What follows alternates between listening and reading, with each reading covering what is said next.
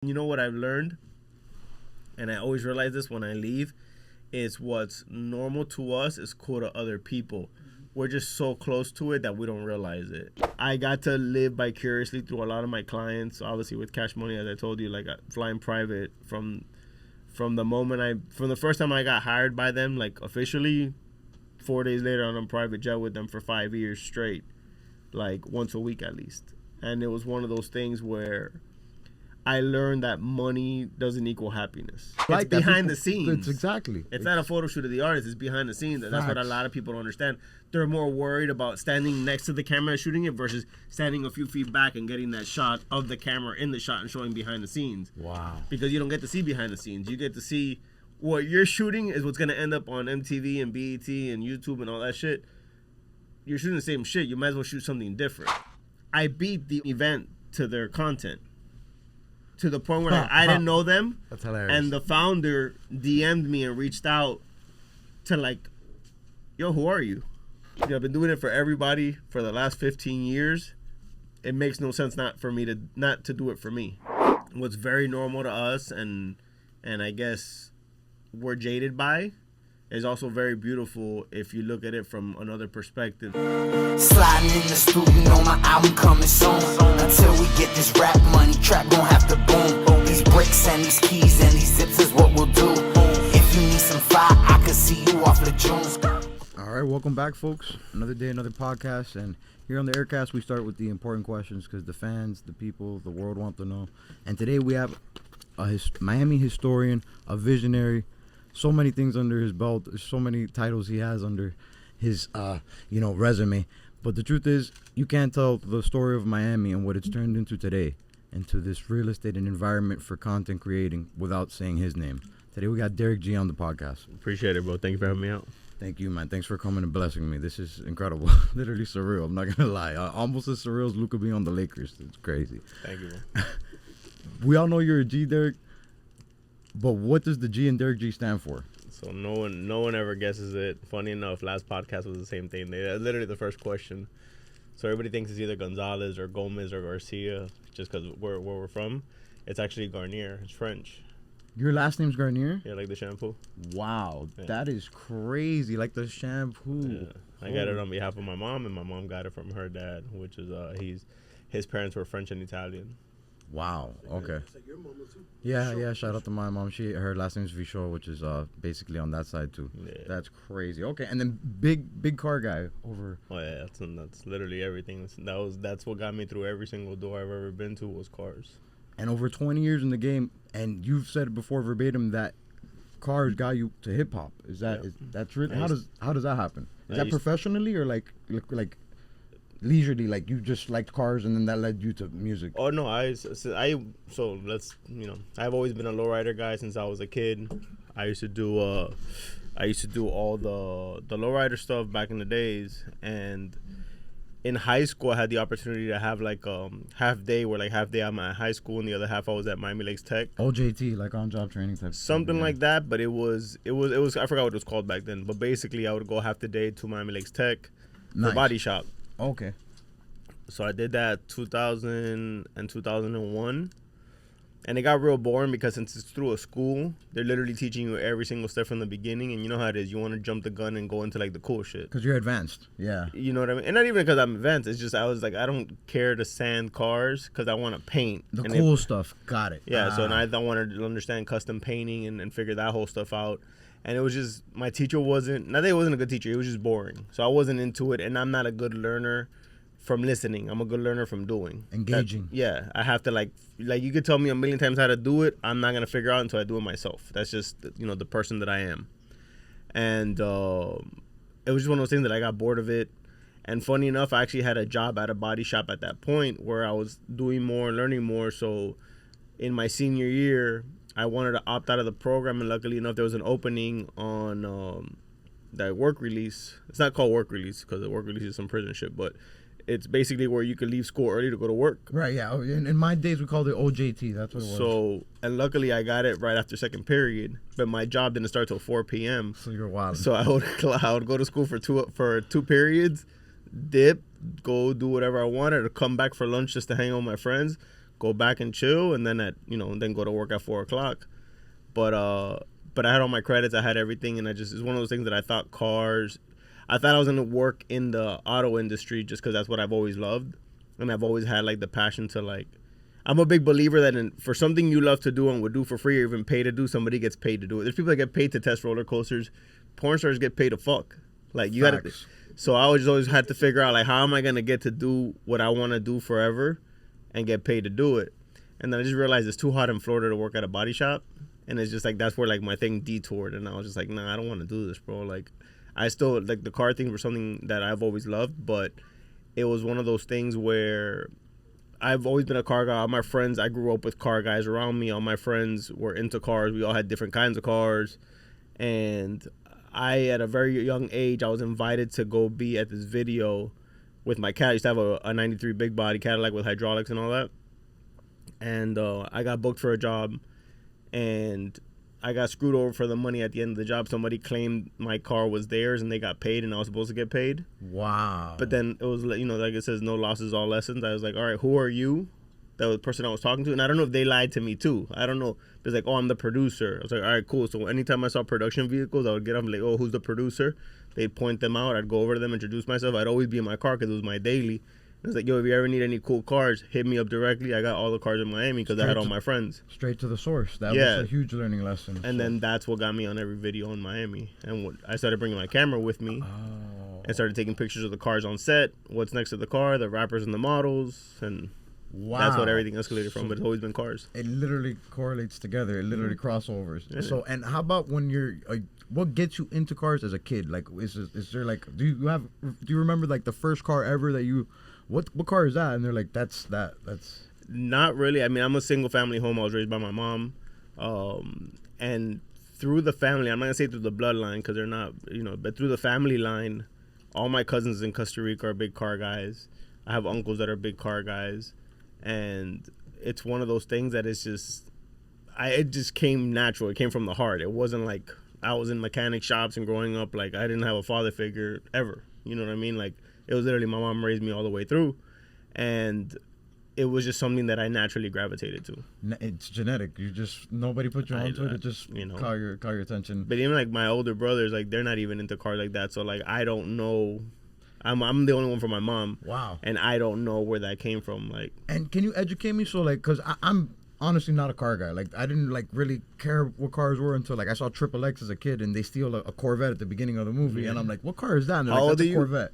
I just turned 30 in November. Okay, so yeah. I have a huge theory on why that is, and it was like the recession of 2007.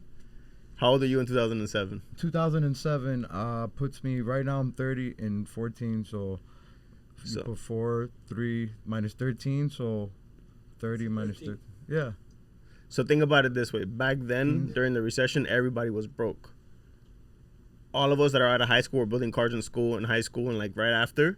Like we've already built our like first cars or whatever the case may be. But come that 2007, that era, when did you graduate high school? 2013. So that whole era of like when you're supposed to like cars or like grow into cars weren't a thing because everybody was broke. And then Uber came out and then social media came out and now the world all dresses the same. And cars aren't important because you don't need cars to pick up girls because you have Uber. So it's like this whole theory that I figured out, and I could be completely wrong, but everyone from that era doesn't care about cars. They're more worried about sneakers, fashion, and social media versus our age range was what car did you have, going to go do laps at the Grove because that's how you met girls. That's how you socialized, was through cars. It's a necessity. Yeah. It's crazy. And then once that recession hit and everybody went broke, like the next round of car guys didn't come through until now that like we have kids and now we're teaching our kids and it's like, okay, the money's back in the building and like, so that's the whole theory. That's probably why you're not into cars and you're not the only one. There's literally an entire, I guess, generation. It's an extinction of it because nowadays that just doesn't, like I feel like the people that are into cars now, I'm out of the loop I think, but I feel like it's like vintage cars. Like nobody's into like it hasn't necessarily like evolved. Like it's not like the new like JDMs or nothing like that. Like it's all vintage JDMs and it's all the guys from my era that now can afford like the crazy Japanese like the real deal Japanese like right hand drive shit that's like what's popping now. But like back then, like Hondas were a thing. Like Hondas aren't really a thing now. Like the import scene Yeah. That's like let's say the blue collar import scene, the Civics, the Accords, like that stuff is not really a thing now. Now it's all like the real crazy Japanese shit that everybody's after, all the Skylines and all that stuff. Crazy, and yeah. then all the kids, I call it the bling bling era. When Cash Money came out, my theory is it went from being the realest street dudes to being the richest dudes. So having hood cars wasn't a thing. It was what was the most expensive car you could have. Right. So that changed the game now, because now all the kids in high school, where they're driving Infinities, BMWs, Benzes. Yeah. Nice stuff. Back then we didn't have that. We couldn't afford that shit. You know what I mean? So it's just that whole thing changed. Like that game changed through music. Yeah, before my eyes, because my era, like, there were still people, like, the people that were driving early built their cars. They were already, no, I'm working on my car, this and that, and yeah, it just broke down. I got a new one that it's a hoopty, but, I'm working on it. Imagine, they'll tell you like this. You graduated 2013? Yeah. In 2013, I was on private jets with Cash Money, and he had a Bugatti. And that's what was cool. You feel me? Like, that's like when you're graduating high school, that's what you have to look up to. That's not realistic. Right. When we graduated high school 2002, it was like 50 and all them had just came out, and Cash Money was like already established, but like the bling bling era had just hit, and it was up 300Cs, the Magnums, like all that stuff was like what was cool, and it was still attainable because it was still like 30 grand. Now these guys are all in Maybachs and Benzes and all types of shit where kids can't afford that shit. It's the fantasy it's being sold to people now. It's not. It's less realistic. It's not less attainable, and that just does a damage to mental health. That's kind of like what social media does to people nowadays.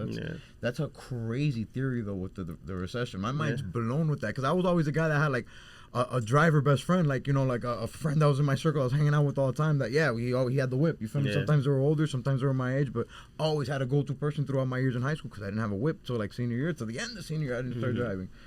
So that's crazy, man. And that's just my theory. I could be completely off. No, but it sounds it makes sense to me. No, it makes a lot of sense. And then so you mentioned before in interviews that your mom and your godmother had cameras laying around the crib that you would use your cameras. Were they like heavily into photography, or did they just have it for like family stuff? These were point and shoot cameras. These were just regular ass film cameras, and back then it was Eckards. Like you just want to go by film and drop it off, and it became a thing where like my stepbrother and like all our friends we grew up with would go to the car show, and they were all older than I was for the most part, and they didn't want to take pictures, but they wanted copies of all of mine. So I just, as the entrepreneur that I am, I was like, all right, cool. The doubles are gonna cost X amount. I would split my cost of my prints between all of them and just get my pictures for free, and then they would pay for them, but I would do all the work. Yeah, that's crazy. And do you remember the first camera you ever had? The first professional camera was a Canon Rebel XT. That was in 2006. They weren't even DSLRs yet. They didn't do video yet. It was just a regular digital camera, little screen. I think it was like 12 megapixels, which the iPhone I think is like 16 or 20 something megapixel now. Yeah. So this was Canon's first digital camera. Wow, that's crazy. And nowadays they're literally making a movie now with the iPhone, the 28 Days Later sequel. That's crazy. All right, and then and how old was it that you first professionally got into it? I would probably say the first time that it was like I quit my job in 2006, which was at Palmetto Hospital, and that's when like I still lived at home with my old girl and everything. So it was one of those things where it was like, and mind you, back then at Palmetto, I think I was making $1,000 clean a month, which my car payment was like $600 back then. Cell phone, if you remember what cell phones used to be back then, they were very expensive. I think I would end up with like $225 for the month for like gas and like snacks or whatever like I decided to buy on the street.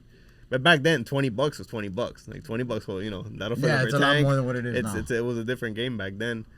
But I quit my job.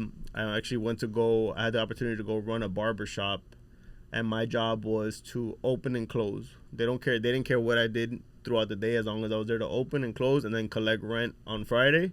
And it was good because you want to be like, just pull your payment out of that rent, and then the rest of the money, the balance, just put it in this envelope in this drawer.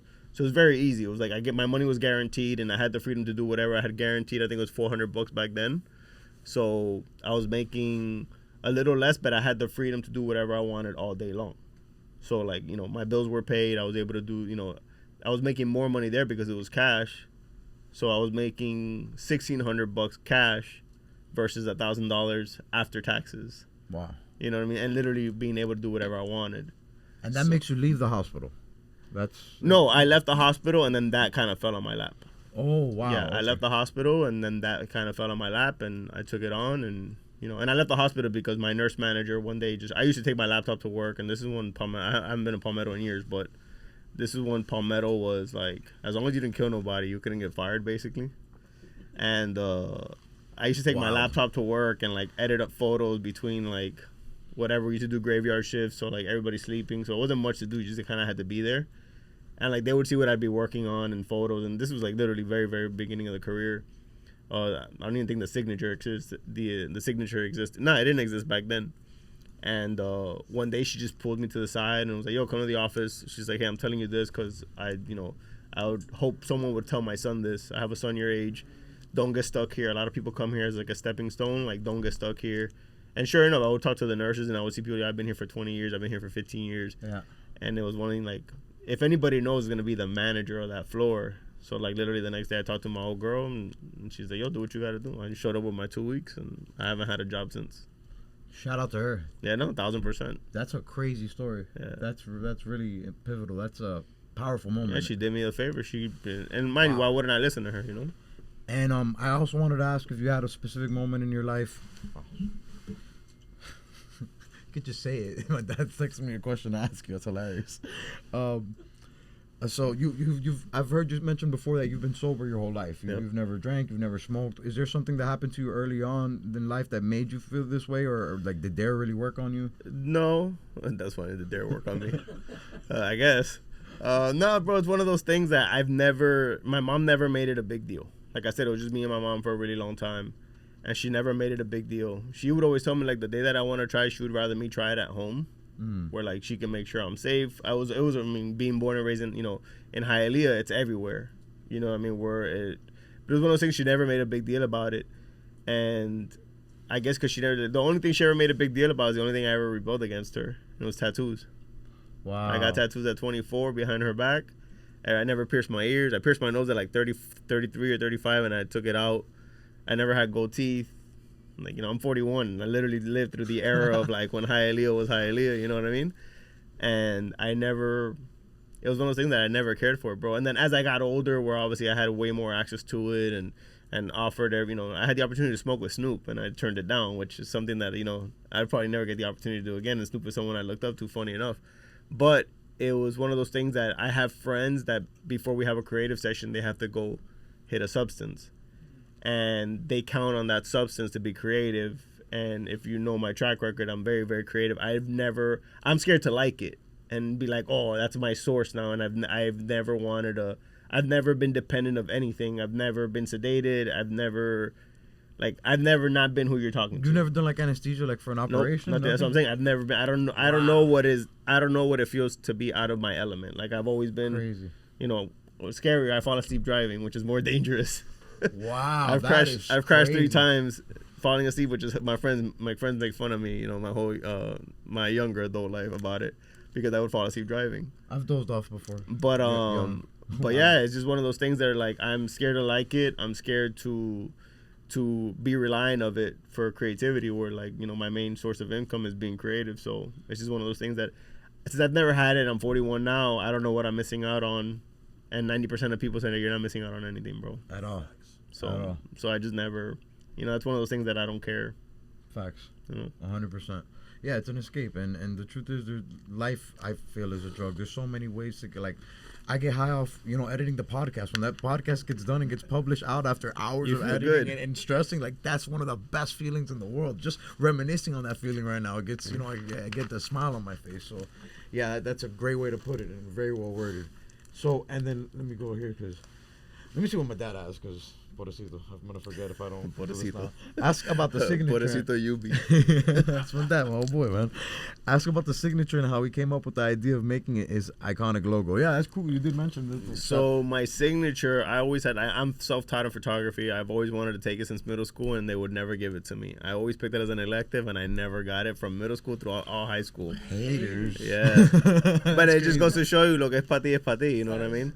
And I only got TV production in '99, which back then we were editing from VHS tape to VHS tape. Wow. So, and mind you, there was already DVDs and digital was out, but the schools weren't caught up yet. What app are you using for that VHS? The apps didn't exist, bro. Oh, I mean, what software? It was a computer? No, it was a machine. It's a Oh. machine. It's not computers. It's a machine that you put one tape with the other one. It's connected to a TV, and you press play, record, stop, rewind, fast forward, record. Yeah, it's literally like cutting.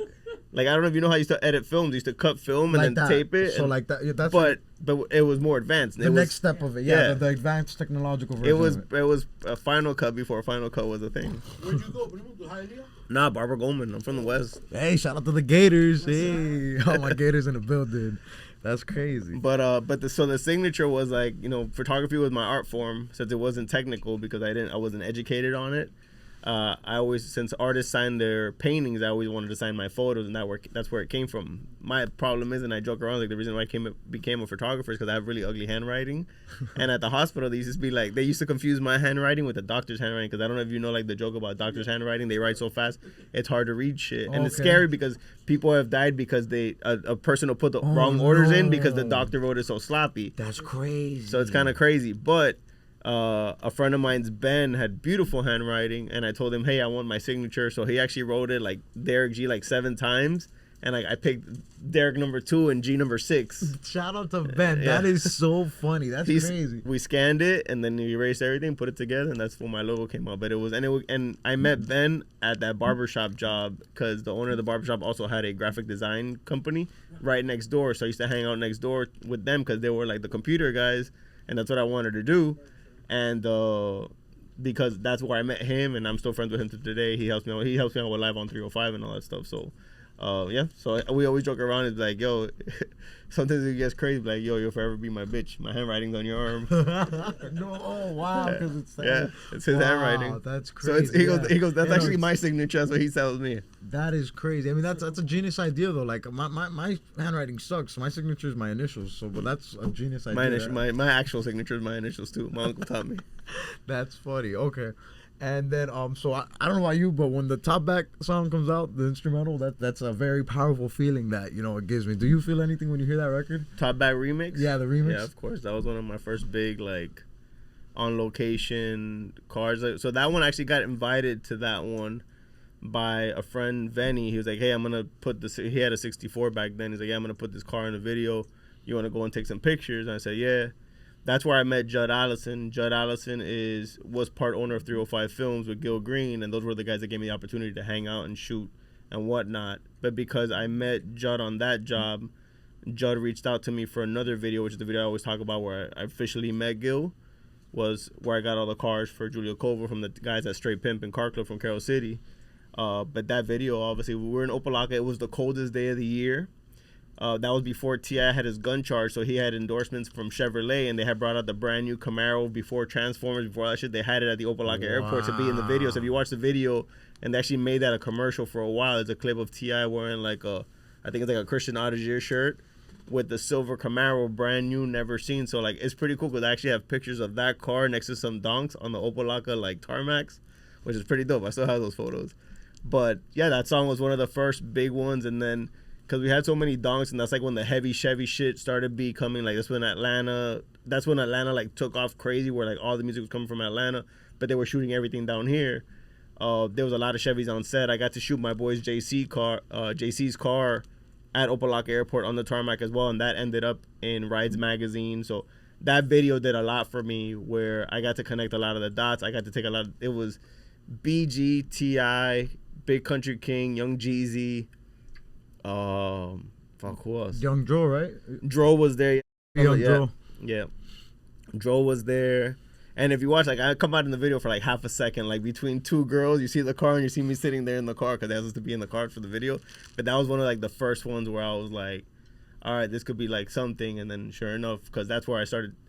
I remember that set was one of the first sets. One of the girls asked me for my number because like, oh, can you send me those photos? And this was like MySpace days, so like, wow, that was one of the first times. That was one of the first times for me that it was like a big like, yeah, because I'm like, there was nobody taking pictures on set, so I was encouraged to take pictures, but there was nowhere to share it, so nobody cared if you took photos because Now it's like now you go to most video sets, there's sign everywhere like no social media, no pictures. So early, you're so early in this. Hey, I'm telling you, it fell on my lap. It fell on my lap. A pioneer of this content creating shit, not just in Miami, but literally like the world. That's crazy. Like you're that ahead of it because it's true. Nobody had anything to share to. But respectfully, it wasn't one of those things that like this was like a mastermind of me. No, I was just happening to be right place, right time. But once again, it was cars. Yeah. One of my car guys was like, "Hey, I'm gonna go do this shit. We have to be at the airport at like 6 a.m. You want to ride?" And I was like, "Yo, I'll tag along." Yeah. And it turned into a great experience. Yeah, and just the transition too, because it's technology moves at such a fast speed. It's like, yes, photography is a thing, but I'm sure at a young age you're figuring out how to do photography, but then quickly videography becomes a thing. And you're like, oh, you're figuring out two things at once, and it's like, how to put it all out, and then it's the networking, it's the how do you even get it out there? How do you get people to share it? It's crazy. And I mean, the best thing I ever did was put my name on everything. Putting that signature on everything is the best thing I ever did, and I originally was gonna be Derick G photography, but then when I realized like I wanted to be more than photography, I took the photography out and just left the signature. It just kind of let it be what it was, and people would scratch their head and like, oh, what is that? Who is that? And it'd be one of those things where like I would meet people, they'd see the tattoo and be like, yo, are you the dude that shoots us? And I'm like, yeah. Like, oh shit. So it was the best thing I ever did was create that signature. And like, mind you, I didn't understand branding or marketing. I just knew like I wanted to make sure like people knew like that was my shit. You know what I mean? It was very I don't want to say ignorant, but it was very like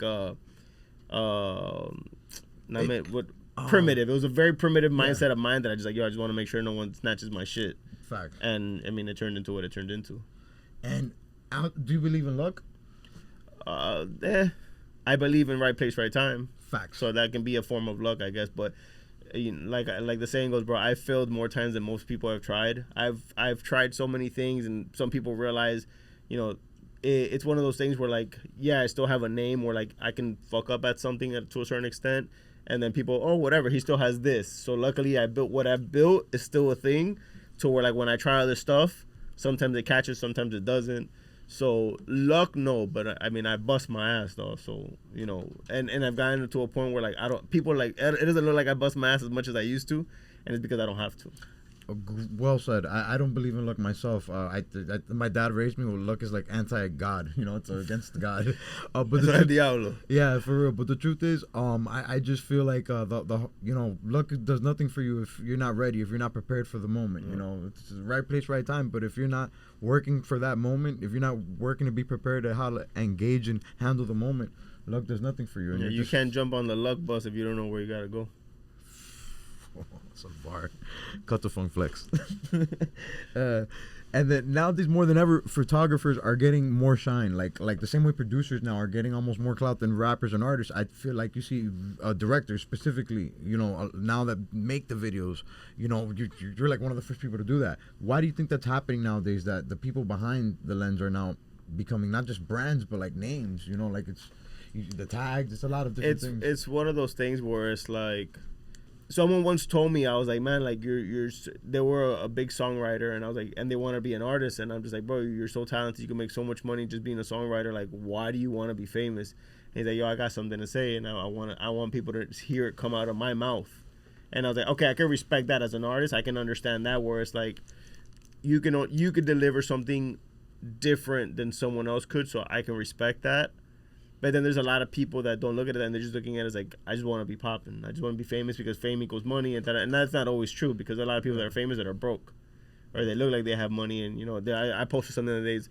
You do stuff for Instagram that you don't do in real life. I do stuff in real life that I don't post on Instagram.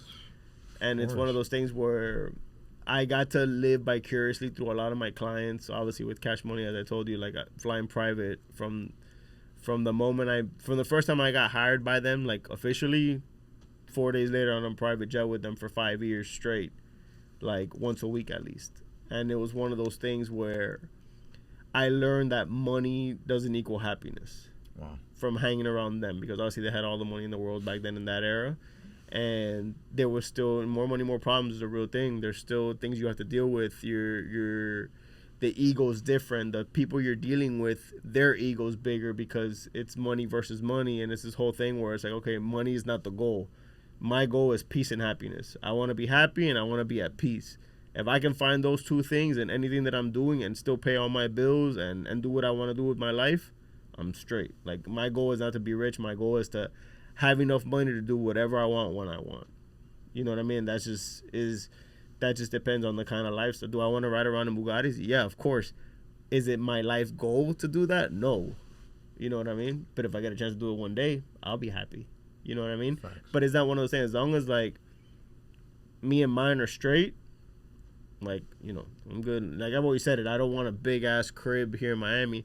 I'd rather have a nice house here. And if I had the money for a big-ass crib, let's say a $30 million home, I'd rather buy $30 million homes around the world and be able to travel the world and just have, like, be set up everywhere I go and not have to worry about packing so much or how am I going to get around. I just know when I get there, I have a car that moves and a place to stay, and I can go and really experience life. I've been blessed to see 6 out of 7 continents, you know, in the world. Being from Hialeah, I can't have this conversation with too many people. And, you know, once you leave the States, bro, and you go to different continents, you realize we're not the center of the world here, bro. There's so much shit going around the world that is inspiring and is dope, and they're just doing cool shit, bro. And once you realize that, it's the level of inspiration is different. We're ants in this world, and there's so many different cultures, and you know, all it takes is a trip. All it takes is traveling. I encourage so many people to travel and see the world because it's incredible. I've always said it that you don't think Apple could have came up with an iPhone with a camera when they first did it. It was by choice that they didn't, because they know everyone's gonna buy the first one, and then the second one had a camera but no video, just photo. Then the third one had a camera and flash but still no video. Wow. Then the fourth one did photo, video, but the video wasn't so good, and it had light. And then that's why they do it, because if they would have, think about it, they would have just sold the first one with photo, video, and light. They missed down 3 opportunities to make billions of dollars. Yeah. Incredible. Yeah, that's such a crazy business strategy. Because me, you know, I don't know any better. I just think, oh yeah, technology didn't allow them to do it. Oh no, there were smartphones before iPhones that had cameras that did video and all that shit. You know, we had all that shit back then. The Sidekick in 2002 did photo, video. I had a Sidekick, yeah. Did email. I remember the first time. It spun around. Mm-hmm. It had a bunch of cool games. I remember the first conversation I had on AOL AIM. I had just got it at the T-Mobile on 49th Street, across the street from where the Hooters is now. There used to be a cafeteria right next door, and I went next door to get I'll never forget it. It was a croqueta no batido de trigo. And I'm on fucking AOL AIM, which was our messenger back then. I had that. I had it on the Sidekick. And talking to, like, a girl. She's like, oh, where are you? I'm at a cafeteria. She's like, at a cafeteria. Like, this whole, like, mobile thing was, like, something that was, like, what do you mean? And I was like, yeah, I got the new Sidekick. It has AOL on it. Like, mind-blowing. And I remember another time, and this is how women think, which I think is hilarious. I was driving down 32nd in Northwest, and I used to know another girl in the area. I was like, oh yeah, I'm by your crib. And I was like, so how are you on AIM? Like, how are you talking to me through AIM? And I was like, she's like, I don't believe you, send me a photo. And I took a photo of the 32nd Northwest 32nd Ave, like cutting on 103rd. Right. And she's like, oh my God, this is gonna work wonders to catch up on my man. And I'm just like, damn, like, that's what I'm thinking about, like positive, creative shit. She's thinking about, like, how can she keep records on people like that? Damn. Yeah. And I'll never forget those 2 things, because that was, to me, is like, damn, like, I didn't, you know, look, another first. In Arizona a week and a half ago, I jumped in an autonomous car. Oh, a car picked. I asked for an Uber. I got, hey, you're eligible for, it's called Waymo. A Waymo vehicle. Are you comfortable? Do you want to accept the ride? I said, yeah, fuck it. I accepted it. It was like a 10-minute drive. You know, and 5 minutes later, a car pulled up with nobody in it, though. Damn, imagine they don't ask you, you're just tripping out. You're like, yo, this is crazy. Yo, it shows up. It has my initials on the roof. It has like a little screen. You literally have to go up. You have to press unlock on the app. It unlocks the doors. You open it. You can load up your car. Once you close, on your phone it says start the drive. Yep. Boom. The car turns the wheel and just starts driving. I recorded the whole thing. I'm gonna drop a post about it. Oh my God, yeah. That shit drove for like 10 minutes at 50 miles an hour. Bro, stopped at every light, let every car in front of it, turn signals, everything, bro. And did you sit in the front, back? Do you so have a naturally I sat in the back, but then I realized like I could have sat anywhere. They gave you the choice. You could have sat. You could have sat anywhere in the car. Even the driver's seat? No. Yeah. No, the driver's seat just says don't touch the steering wheel. There's just a thing like keep. But there is a steering wheel. You just can't touch it. Yeah, the steering wheel is turning. It's a Jaguar XJ something. I don't know. It's a Jaguar. Wow, it's a Jaguar. I'm imagining like a box car, like no, a smart car. It's a fucking Jaguar. Chico, that's crazy, bro. Technology. But you know what's crazy? I'm gonna fuck with you, and mind you, I got in it like nothing. I rode like nothing. I even FaceTime my girl so like she could see it. Her mom's in the background like, yo, you're fucking crazy. I wouldn't jump in that shit. But then whatever, it felt very natural. It felt like a ride at Disney. Like it felt, when I got out, I just like, once the car left, I'm like, holy shit, like that was crazy. But yeah, it's basically what it felt like. But then the crazy shit is like later that day, I'm in a car. I was driving. I ended up renting a car like the next day because I was done with the job, and I just rented a car for the day. And I'm at a light, and I see one of those cars, and I see the tail, like the back open. A lady's loading a stroller in and closing it. And I'm thinking, like, wait a minute. She put her baby in the car, then was outside putting all that shit. What if that car would have closed the doors and just drove off with the kid? So, like, that's where, like, my mind started going, like, I don't know. Yeah, so, but that was, like, that brought me back to the sidekick moment about, like, this is the future. Yeah, I know, and it keeps moving. It keeps, you're big on cars. So what's your? I mean, there is flying cars now. It's just not consumer. Not yet. Yeah, it's not ready for consumers. And what I don't understand, I can't wrap my head around like the logistics of where people would drive it, like traffic wise. I think it would just be like stunning thing. Like you gotta be like a baller. Yeah, no, yeah, and like, but like there's certain cars that you have to only use like in courses and race courses. Mm-hmm. I forgot the terminology for that, but like I feel like the flying cars at first would be that. It's gonna be very specific. Like, I mean, I'm sure they're gonna have routes that it can move, and it's only gonna be like 15 minutes away. Like, I'm sure it has to be like a short distance. Like I don't know how far like those Waymo cars go. But then, funny enough, I'm going down the 112 last week. And I see one. I had never seen one in Miami before. And I saw one pulled over with somebody in the driver's seat. So I'm guessing they're training them to drive around Miami because the guy was pulled over doing something on a laptop. But I saw it and I'm like, holy shit, they're here now. Yeah, that makes sense. But to me, I'm sure with the flying car situation, because it's all going to be, a lot of that stuff is going to be autonomous too, where it's like, it basically you put a coordinates and it's just going to go from one place to another. I'm sure it's gonna like how drones are. It's gonna have like where they don't get close to other ones, and I'm sure it'll be a long time before there's traffic jams in the sky. You know what I mean? By humans, yeah, piloted, human piloted. Yeah, I think we'll get into autonomous flight before we get into like personal flight. All of us have like airplanes and we're flying to the Grove. You know what I mean? That's much more realistic. Yeah, I think that's gonna be more of the play, because I don't think people want to learn how to fly, because that's just something else we have to learn how to do now. Yeah, that's wild. Yeah, you know what I mean? It's true. If that was the case, we'd all learn how to fly helicopters, and none of us here are lining up to go how to learn how to fly a helicopter, right? Facts. We could have been in flying vehicles a long time ago if we chose to. It's difficult. Yeah. And some people can't even get their driver's license. So yeah, that's crazy. All right, and then so you went from building the content creating culture that exists now in Miami, like been in from day one, and then now you're making this change in the second half of your career where you're covering historic locations, more like a Miami historian.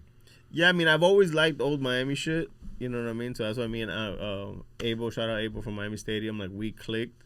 But I've always just like, being here, like Hialeah Speedway, the highlight stuff I was always big on, Pink Pussycat, like just like those iconic places that like are very us.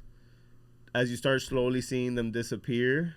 Like even my office right before COVID, I had to get rid of it because of COVID, because I didn't know where we were going. I had a 7,000 square foot warehouse, was right off of 27th and 35th, literally 2 minutes from Pink Pussycat, and I had seen that Pink Pussycat, the building itself came up for sale, and I was like, how dope would it be to like buy it, turn the inside into my photo studio, but leave the outside as is. It's like a historical preservation. Wow. Because we all drove by that shit as kids. There's even the meme like, oh mommy, what's that? Of course. You know what I mean? And now, like, supposedly they took the neons off and their neons are saved. Like, they didn't destroy the neons. Supposedly they have all the original neons. Wow. But they cool. Obviously they just painted the building. They painted it black or whatever it is now. But I've always just like cool. And mind you, that I got really into it once I started traveling and I started realizing like, we don't have an Eiffel Tower, we don't have we don't have an Empire State Building, but we do have like our Bank of America building. That's like important to us.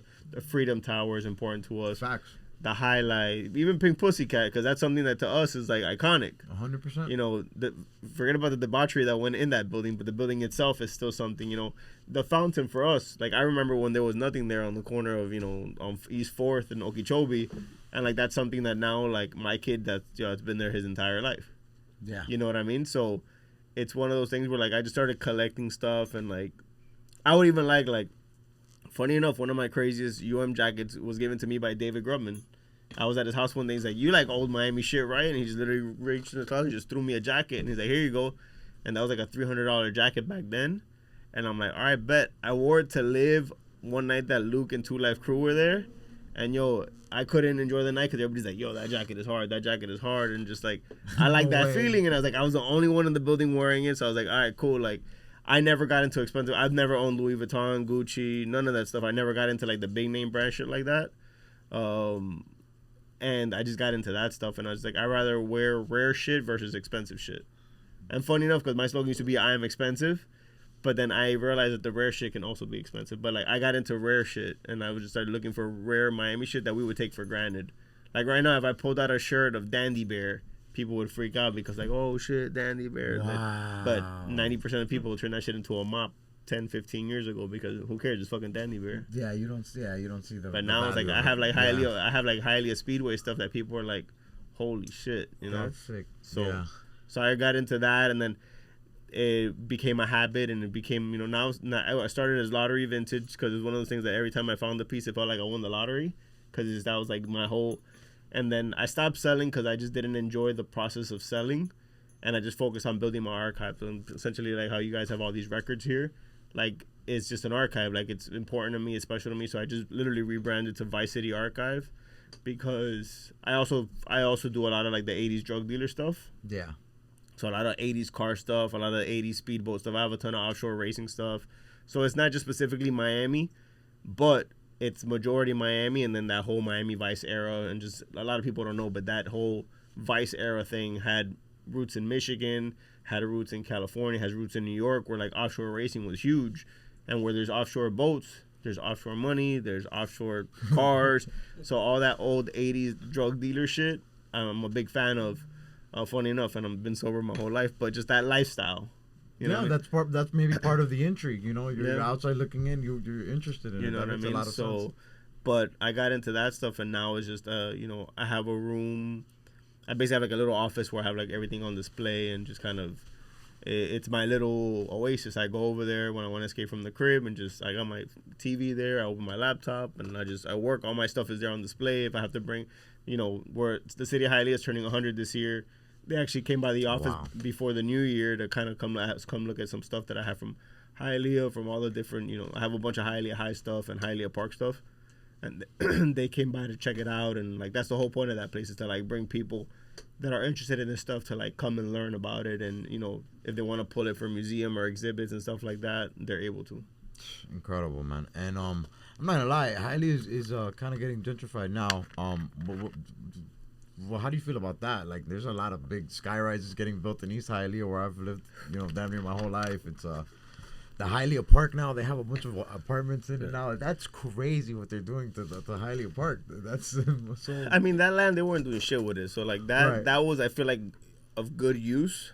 Yeah. You know, so like I'm cool with that. The Metro Park, which is the one they're building on 79th, you know, I think that's all like stuff that they could benefit from. What I don't like is that they're not making the roads wider.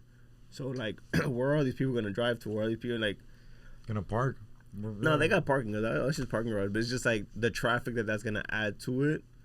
It's just going to, you know, it's going to suck for us that are, you know, that we deal with this every day. And, you know, one of my biggest motivators of being self-employed is not dealing with traffic. Yeah. Because I didn't have to go to, you know, having a 9 to 5, you have to go to work every day. It's the same route. Like, my mom did that shit for 40-plus years. And to think, like, you know, my mom used to work in downtown, and she still lives in the same crib that you know, I grew up in West Hialeah. And to think to drive from downtown to West Hialeah at 5 p.m. Chico, those are the worst days of the year for me. You had a great take on it on one of the podcasts. I think you did Thinking Critical or Thinking...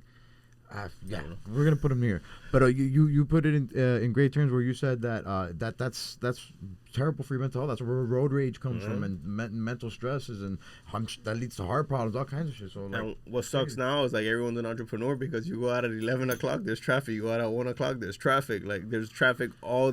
Okeechobee always slammed. Yeah, and it's like, yo, nobody has a job here, which is crazy.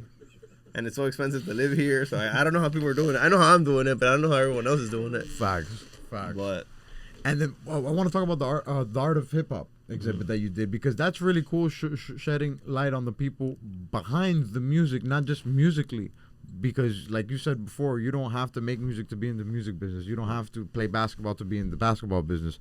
That's incredible that you're shedding light on the people that go into the whole process of the art and the packaging of it and putting it out and delivering it to people. What does that project and that whole thing mean to you? So that wasn't me. They involved me in it, but that's actually Allison Frieding and Alan Kett, which are, they're the founders of Museum of Graffiti, a private gallery, and of Art of Hip Hop. I met them actually at a DJ Laz talk. DJ Laz went to go talk a thing at Museum of Graffiti with Modelo, and I went to go support.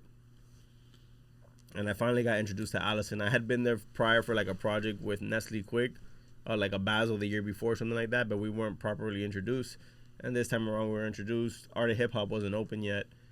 And we started talking, and that was like my first year of Basel that I didn't have work. So I was like, hey, look, I'm usually working all of Basel.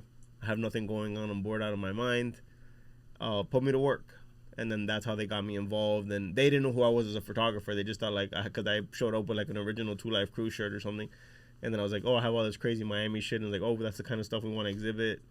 And then fast forward, somebody told her who I was. She saw my resume, and she's like, wait a minute, this entire exhibit is about people like you, like the photographers and the graphic designers. And, like, so it went from me helping them build it to me actually having stuff in there to, like, me having my own wall as a photographer in the exhibit. But it literally just started as, like, they needed help building the place out. Wow. So they didn't know about the Cash Money shit. They didn't know about the LeBron shit. They didn't know about none of that. They just, oh, he's a Miami guy, likes Miami shit. He wants to work. Is good with his hands and wants to work. Yeah, that's. And then it turned into like a beautiful. I have a great relationship with them. They're doing amazing things, and like it gives us the possibilities to like shed light on You'll remember an album cover. You hang up album covers on your wall. For years at a time, you won't have a song playing 24 hours. No, so like that album cover actually has more physical value because you can put it on your wall as artwork, but the song you only hear when you want to hear it.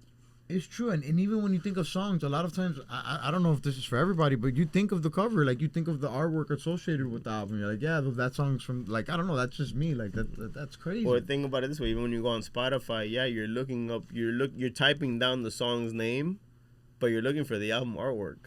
Facts. So like that's very important. So them doing that obviously shed light on, because even all the other like hip hop museums like in the country, it's about the artists. It's not about the creatives. So, they did a great thing, man. I'm very blessed to like have been involved in helping them kind of, have like the inaugural exhibition. After that, they've changed it up. Now they have Say Adams in there now. I wasn't involved with that setup, but I was there for Basel supporting, 3 out of the 4 days. Shouts to Allison and Kent, man. Yeah, shout out to Allison and Kent for real. And that honestly, that's cool because, there's always this talk about, I don't want to make my show political at all, but like, what America, we import so much, we don't create anything. But one thing that I do think that we do create, and we're at the top of the world all the time in, is art. Like we lead the world in the rawest music, the rawest movies. A lot of movies you could debate. There's a lot of great foreign movies, but like we're always at the forefront of a lot of things artistically, and like that is one thing that we constantly put out. And I think nowadays it's kind of getting more light shed on it with TikTok. A lot of people like, oh, this is how I edit my, I see that on my algorithms, like how to edit videos or different shots you could do, things like that. So I see how there's entertainment now there, and there's like, there's value. A lot of people are seeing the value in like how to create this stuff.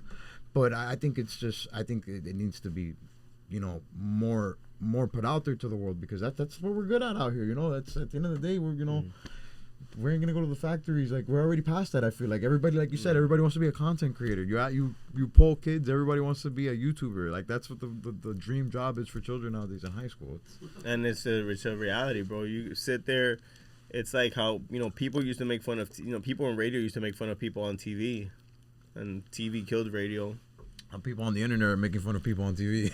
You know what I mean? It's crazy. And it's one of those things where like people make fun of YouTubers, but YouTubers, that's where it's at, bro. It's where it's at. Mr. Beast said it like 2-3 years. The only thing keeping TV in business is sports, and now all the sports are transitioning to YouTube. Streaming. YouTube, all the other things. White House to give press credentials to the small podcasts. Well, no, I peeped it. I peeped it during the campaign. The campaign. They were giving podcasters interviews that like CNN and Fox couldn't get. Facts. Well, that was I heard one of the people from Flagrant say that his son has somebody that's in the team, like a younger guy, and that was a thing. That was a targeted thing. A strategy to get the younger people. There was a famous quote that Rogan said that somebody said at one of they put this all over the news, that somebody said, "Oh, I didn't vote for Kamala because she didn't want to do a podcast, and it made me feel like she wasn't a person." So like that was a strategy, and it worked. You do these long form conversations, and it's not like, don't get me wrong, I script my questions, but it goes off into different tangents. It's a full form thing. I feel like when longer form conversations, you get to really see the person, their answers, their even though you could always put a defense, you could always put a charade, but it's more digestible, it's more raw, and people like that. It feels like you're sitting in on the conversation versus it just being something that's cut and edited and presented. Yes, and delivered to you. Yes, even fun. I mean, I don't know if we had this or not, but usually when I have a podcast, some people want to send me the questions prior, and I'm like, don't send me nothing, just ask me on the spot. And that's why even when I got here, like, yo, don't ask me about this. But like, I'd rather you just ask me on the spot so you get a real answer from me versus me thinking about like, oh, he's on question 3 or what was I gonna say about that? I don't want to think about it. I just rather give you an honest facts. No, yeah, I would never give my people the question. And the truth is, a lot of times I don't even get through all the questions because it's just a natural conversation. Sometimes the conversation dictates other stuff that's juicier than whatever I had set up. So that's awesome. But speaking of high schoolers and what they want to do, when I was in high school, my senior year and then right after, one of the things I look forward to the most for like 2-3 years straight was the Scorpio Bash, because my birthday's November 9th, and gang shit isn't that cool when you're in high school. You have to sneak into clubs and it's a mission. You gotta buy bottles, and it's like, dog, Scorpio Bash was lit. This industry Scorpio Bash was crazy. It was crazy. Like by the second year, I like, my friends were like, yo, you're always talking about this shit. What is this? And then they didn't get it. And the third year, I brought like 2 homies to it. Homie, I need to know selfishly, how did that come together? What was the thing? So, shout out Days too, by the way. So it was one of those things where, like, I think the first one I ever did was my 25th, and I remember that because I had my tattoo. That's how I skated, and I did it at Judd's old office, Judd Assen from Toe Jam from 305 Films. His office used to be on 79th in the shopping plaza. So if you ever seen the movie Pain and Gain with The Rock and Mark Wahlberg, where the gym was, that whole setup, that was his office, and that was his photo studio back then. I think that's the opening shot of the movie, right? Yeah, where he's running in the alleyway. And exactly. That whole little area right there, that used to be his office. So it was essentially a second story pool with like this crazy, and you should shoot porn in there, you should shoot all kinds of crazy shit in there. And back then I was already shooting stuff with them, and I was already around. So like, I was fucking broke, and I was a kid, and I was like, hey, I want to do a little party here. And I had teamed up with like my boy Popeye that I grew up with Days, and I forgot who else was involved. I think our boy Young, he was in production.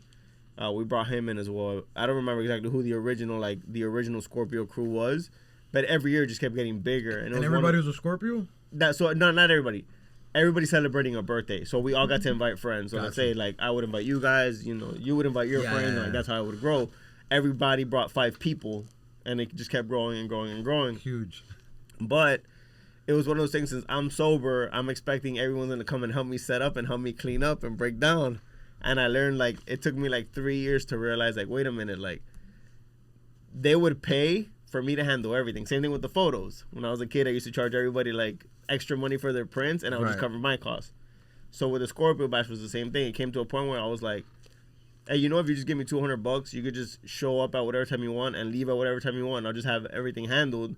And as we were older, $200 wasn't bad. You go to the club and spend $500 eating shit. Facts. And this, you can invite all your friends, you can invite your family, parents, whatever.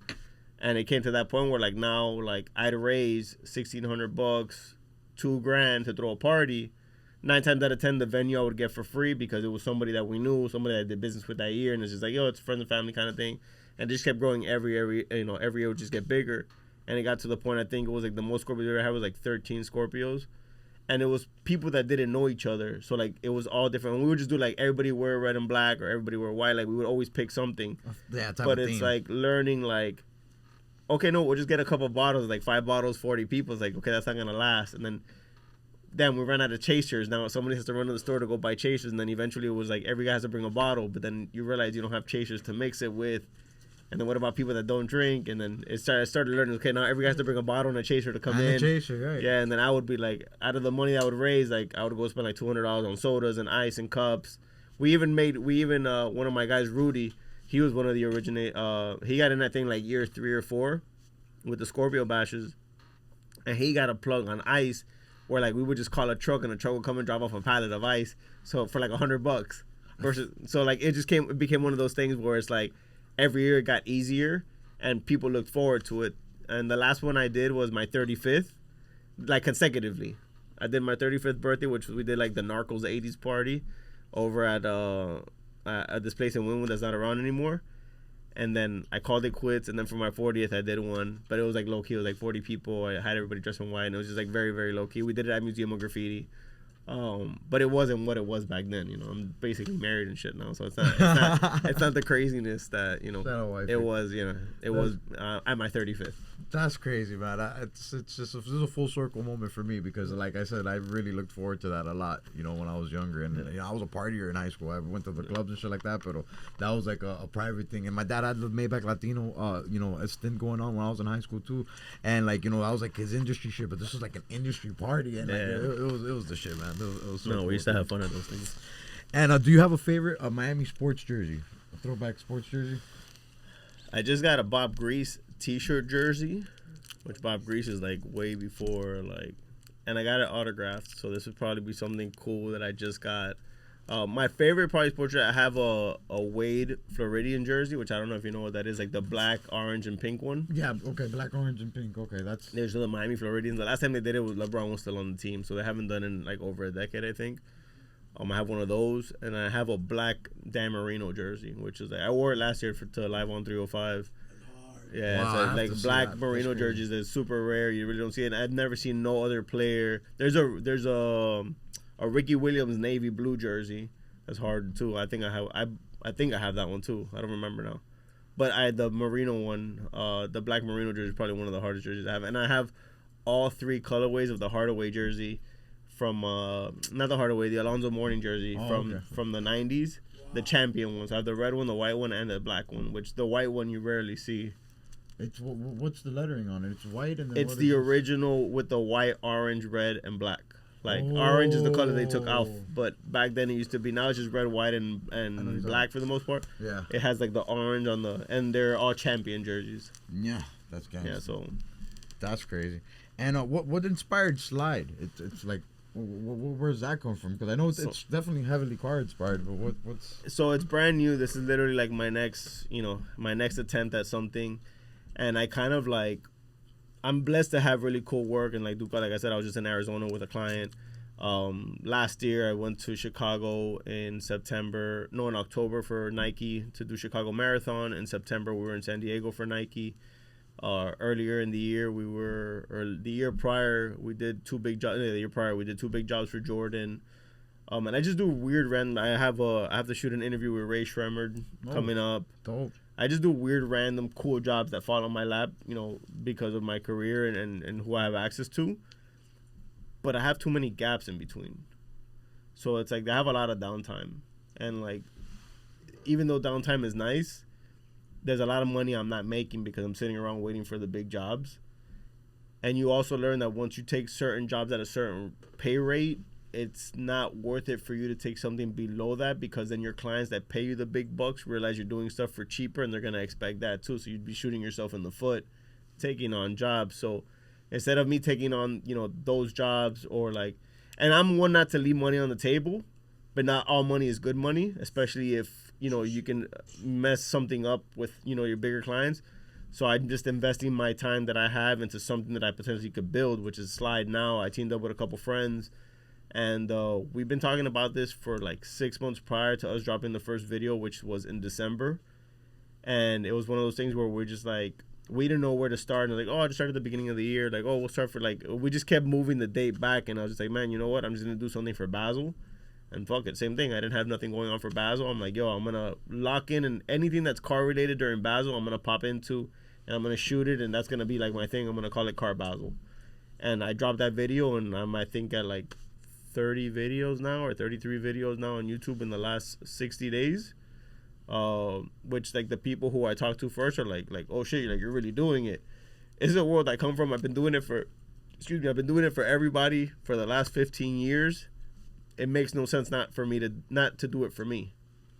And then going back to my roots, which is cars, I pulled up in my 91 Fleetwood. Your old boy just saw it.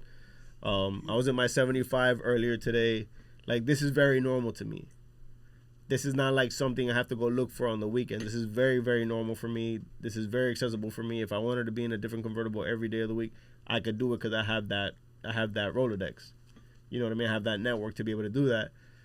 And like nobody down here is really tapping into the car market in that aspect. There's a lot of YouTube guys that like do like lifestyle shit and they're at car shows and they're doing car stuff, but it's more just like the camera's on.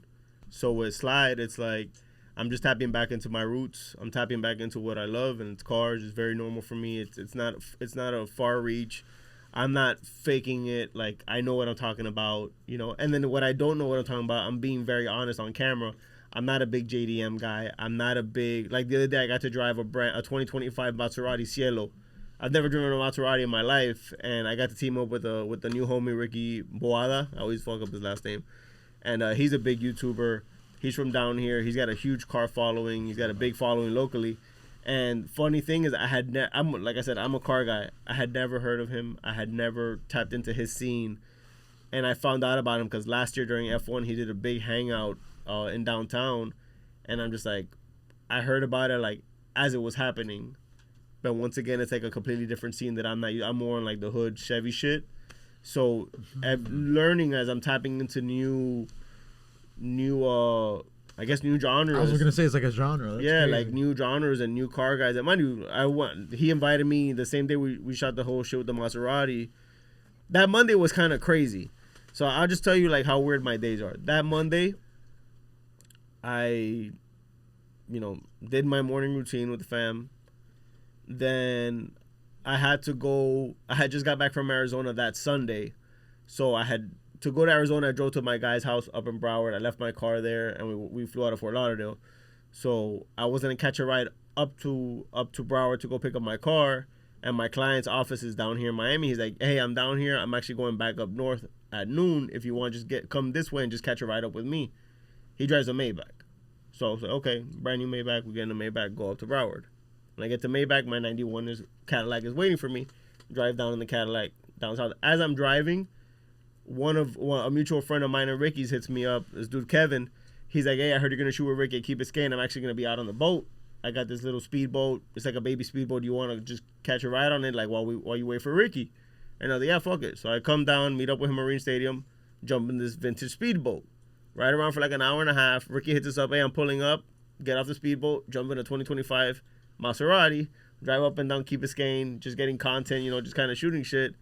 Then jump back in my 91 Cadillac, drive home, do the family thing, dinner, the whole thing. Then Ricky hits me up and is like, hey, we're actually we're hanging out shooting some content tonight. This is Monday night. Do you want to come out? I was like, yeah, fuck it. I'll bring the convertible. Jump in my convertible like at 11 o'clock at night. And then drove to meet up with these guys at Parajungo Island.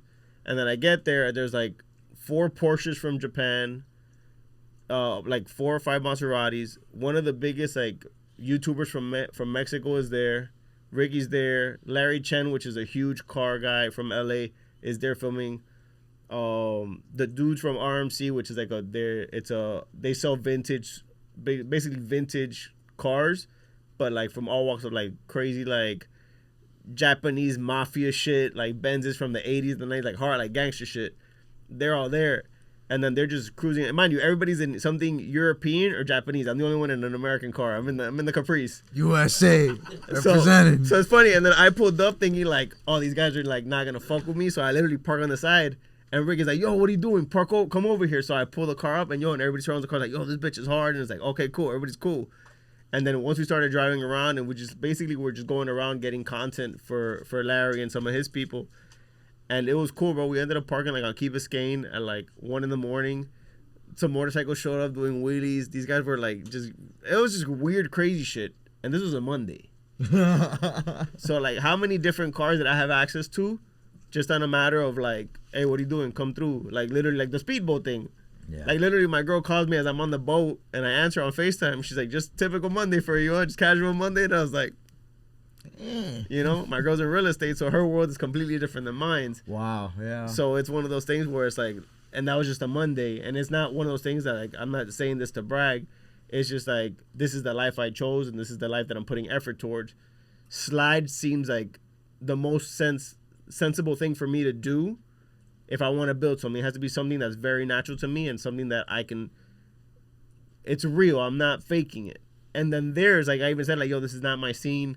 This is not what I'm used to, but I'm learning as I go. Even the Maserati, like, oh, I'm not a horsepower guy. I've never been a horsepower guy. I don't care about it. My shit is low and slow, 2 miles an hour, so everybody sees you. Like, that's my shit. Cruising speed. And then Ricky's like, yo, you want to drive the Maserati? And I'm like, all right. And it's all, we have everything on camera. It'll come out on YouTube soon. And, like, that shit scares me. And it's almost like the drug thing. Like, I'm scared that I'll enjoy driving fast, that I'll fuck around and hurt myself. So it's like I'd rather just like I tried it and he was just like, yo, hit it. And it's just like that shit went from like 10 miles an hour to like 80 miles an hour in like 3 seconds. And I was like, bro, now I understand why people fucking kill themselves in these shits and you don't feel it.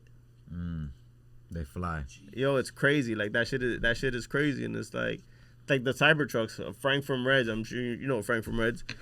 He was like, yo, have you ever been in a Cybertruck? And I was like, nah, I've seen him. He's like, have you ever felt like there's like a thing called beast mode? Yeah. It dips. There's Like the Tesla when it hits the... Yeah, like Plaid, like the Plaid Tesla, like the Plaid edition or some shit. Yo, the only thing I compare that to is to a roller coaster.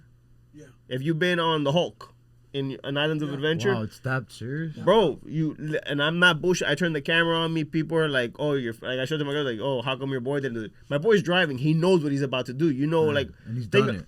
And think about it this way: when you're in a car and you're not driving, every time they do something crazy, you do this because you're shit. But when you're driving, you could do crazy shit and you don't flinch because you're in control. No, even when you anticipate it, it's still different when you're not driving. Exactly. Facts, yeah. Because you're just like you're not in control. Yes. So even in the footage, you see me like sink into the chair, and it's not me like pushing myself back. Like that's just like the natural like that's how fat. And bro, these are computers. Yeah. These are computers on wheels. And as a car guy, to sit in something like that makes no noise and has that power is fucking scary. Scary, yeah. That's in the a word good I way. thought of. But to me, like I said, same reason why I don't do drugs. I'm scared I like it, and I'm gonna want to do it all the time. It's a dangerous game. You know, I like my big heavy Chevys and my Cadillacs, and they're big and they cruise, and you know. It's crazy. But Slide is that. So essentially, Slide is just me documenting my car journey, and I'm not just gonna do cars. I'm also tapping into boats. So even like shooting like my boy Kevin on the speedboat the other day was like a big part of it.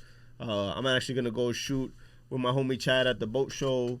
We have our friends that are starting a cigarette boat company, and we've been shooting stuff with them prior to even Slide being a thought.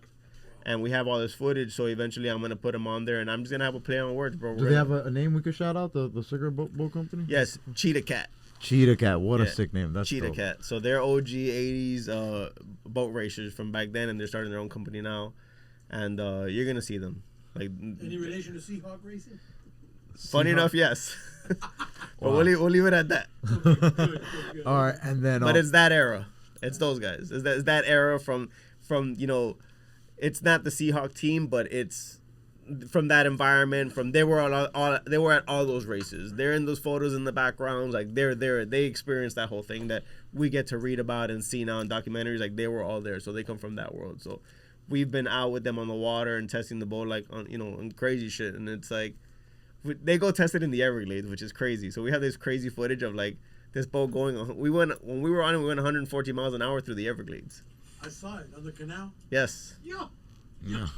I said, bro, that's crazy. So and they go out there and they test them out there just because there's nobody out there. Only thing you see is the speedboats. The water's super flat, so they ride different on salt water versus fresh water. So it's like it's like technical, and then it's just the fact that you're not going to a marina on the beach that has 1,000 people coming in and out. Right. And the Everglades is just a couple. I never considered that, the difference in how Low-key. the water rides. And they have, because they're canals, they have like essentially quarter-mile strips, like Straightaways, like dragways. like dragways. That's You know what I mean? incredible. So they go out there and they do it. So we have some stuff there. So eventually slide will open up to just anything that moves. I was gonna You know? as I'm imagining, it's basically things that slide, Yeah. things that dip, and So and like I said, we're gonna have fun with the name, and we have like all these different concepts for like different like subgenres and things like that are just like a play on words. And we're actually gonna do like in like IRL like hangouts, and like we wanna create a community around it. And the goal is to like, we're slide hangout in California, slide hangout in Japan, where like we want to build the community. So like, hey, what country should we go to next? And like, people are voting in the comments, and we want to show up. Like we're heavily inspired by like Hoonigan and Donut and like all these other automotive media channels that I watch, and it's just like, man, like no one in Miami is doing that. And like I have all the technology, I have all the skill set, I have the resume, the passion. That's key. You actually care. And it's something I actually like. Like if I can sit here and watch it, why can't I also produce it and make it? Yeah. So like that's where I'm at with it, bro. And this is literally like, this is my next IAE. This is my next, this is my next venture. And like I'm wearing Slide as much as I used to wear my signature on my back. I don't know if you remember back in the days. Yeah. Every shirt I wore had my signature on my back. Every single shirt, every jacket. My guy Rudy. Yeah. They would have all the original 12 Hialeah hats that I made before I started making them for sale. Had my signature on the hat, so there was 12 that exist that have my signature. If you ever see anybody with that hat, those were the original 12, and they had my signature on the hat. And now I'm essentially doing that with Slide. So literally, like every other day, I'm wearing a Slide shirt because I don't know where I'm gonna pop in, I don't know who I'm gonna run into, and it's one of those things where like, oh, what is that? I literally like look. Wow. Like literally, I'm treating this like I treat like what Derick G was to me in 2006. When I was like, hey, I'm gonna do this full, I'm going all in. So, so this is like my new. I'm excited because it's new. It has me amped. I'm back to editing again. I haven't edited shit in a long time because the budgets are good enough where I'm able to hire my friends and put money in their pockets. And once again, I have a lot of downtime because I'll shoot stuff. And now even on certain projects, I won't even shoot it anymore. I'll have the budget to hire somebody to help me shoot it, and I can focus on the creative, and they can focus on the shots. That's how we get better product. Essentially, like that's why you're not here on this side, because you got to make sure the project is good, and we get spread very thin very quick. But now I'm back to like I'm shooting, editing till 3 a.m. Like I'm back on the grind like I was 15 plus years ago, and I'm happy about it. You know what I mean? The only difference now is I have family, I have real responsibilities. Back then I was doing it. When I used to shoot with Cash Money, we'd go to the club at 2 a.m, dip by 5. I'd go home to start editing right away, and they would usually fall asleep around 11, noon, 1 o'clock. So I would try to get it done before 11 to send it to them so they can approve it before they went to sleep, so I can post it and then go to sleep. Yeah. And it was that rat race. Right. And this is when content was like World Star and all that shit was like, it wasn't instant gratification yet because Snapchat didn't exist. And also the stuff where you could post right away. But it was one of those things where it was like, I learned that if I can shoot it tonight and post it tonight, people be like, damn, when they look up like Live on a Sunday, and it's just like, damn, that's the shit that happened 3 hours ago. Literally. You know what I mean? And I became that guy where like that's how I train myself. So anyone under me, our goal now is like we shoot on the spot. We could show an edit of a party before the party's over. So like even now, like with certain budgets, we'll like budget to like, you want an editor on site? They're like, yeah. All right, cool. I'll bring an extra shooter with me, so once we start shooting to a certain point, like if there's an hour left of the party, one of my guys will go and start editing while the other shooter's kind of around, just in case we miss anything, in case a certain celebrity shows up too late. And it's one of those things where it's like, yo, everything that you shot is the same shit that's been happening for the last hour, except for this one clip. Go and dump it now, add it into the edit, and we literally have an edit before we walk off the property. And that's how like we're turning shit in now. And you learn like, you think like, oh, it's less time, but people are paying you for working harder, faster, and because instant gratification is what everybody wants. They want to be able to go home. I did these 2 Porsche things. I went to this Porsche Cars and Coffee, and I went to a Porsche thing. The Porsche Cars and Coffee was out 4 hours after I left the event. And then the Porsche event, I think, was out like about less than 24 hours after. I beat the own event to their content. To the point where like I didn't know them. That's hilarious. And the founder DM'd me and reached out to like, yo, who are you? Thank you for coming to our event. Like, and he's like, he actually had to go out of town. He's like, when he comes back, like, he's like, yo, come to our shop. I want to talk to you. I want to get you involved next year. I'm sorry. I even DM'd him like, hey, and he's like, yo, I'm so mad that you DM'd us about wanting to shoot some stuff because there were certain areas at the car show that if you didn't pay to get into, you couldn't get into it. I didn't want to pay, so I was like, oh, fuck it. Like, that's not going to make or break the edit. But for him, he's like, damn, you missed out on so much. For me, the edit was great, but because he knows and he's a marketing guy, he's like, I wish I would have seen your message. I wish I would have got you that press pass because that stuff in that video would have made that video next level. Different. Wow. But now he understands that, yo, next year we're getting you involved 1,000%. And it's one of those things like, once again, another car guy from Miami that I've never met, I've never crossed paths, I've never heard of their shop, but they've been around for years. You go the extra mile, man, and I just really want to highlight that and point that out because there's, like we said, everybody wants to be a content creator. So many people are getting into all different kinds of ways of doing it, but the truth is, you got to make yourself valuable. Bring value to yourself. Make yourself, show the value in yourself, and that's what you're doing in all these different stories that, you know, you're recounting, and it's the relationships that come from, the opportunities that come from it. It's really crazy, man. I really just want to point that out. And really actually segue into this because there's no way we do this podcast without, you know, asking about LeBron. Yeah. You were part of a different, you worked with him early. To my understanding, the first 2 gigs you were with him, you didn't even talk to him, right? The first few gigs, so I actually worked with him.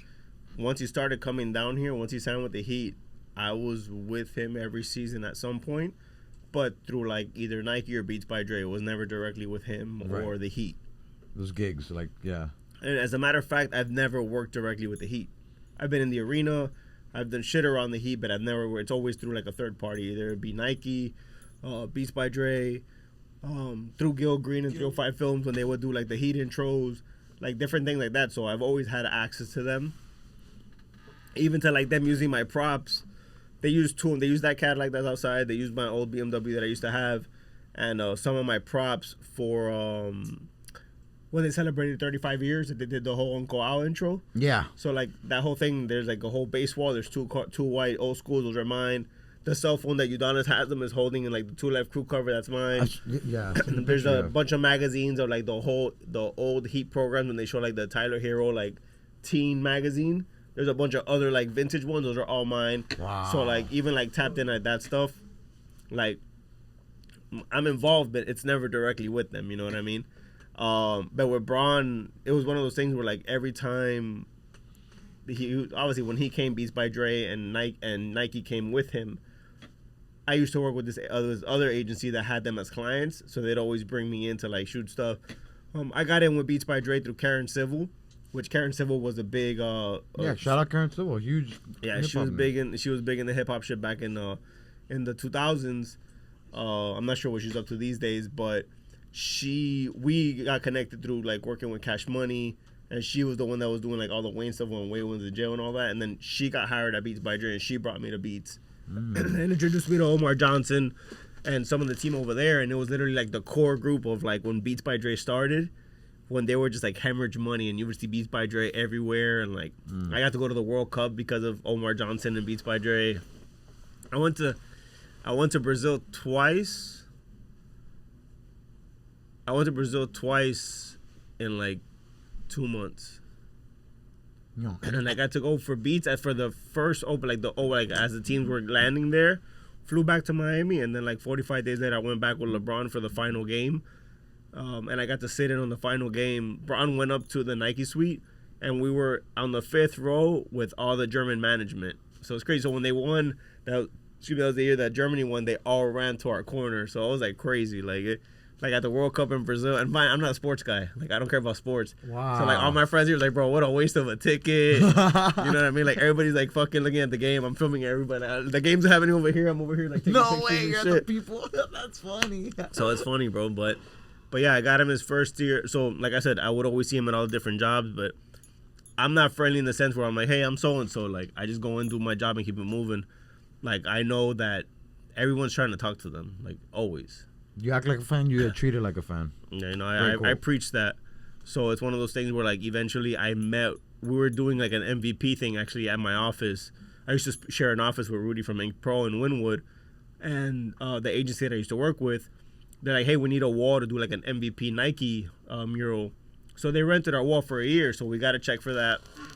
And then this artist from Miami came and did the mural. And it was for LeBron because it was when he got his MVP in 2013, I think it was. Yeah. And one of LeBron's guys was there. And we were just talking shit or whatever. And he's like, man, I see you at all the other jobs and all this other shit. And then I ran into him somewhere else. And then he's like, man, like, he didn't realize who I was the same guy on the internet. When he was like, wait, you're this guy that shoots all the chicks? And I'm like, yeah, that's me. He's like, oh, no shit. But he kind of realized because so that day exactly, this big model chick, she's huge now, I'm not gonna say who she is, pulled up to pick me up to go grab lunch. So when he's like, that's how he peeped who I was, because like he was trying to like understand like the situation. Connect the dots. We ate, we came back. Somebody was sitting there was like, that's nothing. He's like, pull out your phone. So I like obviously like I had like I pulled up my Instagram and showed it to him. He's like, holy shit, I know exactly who you are.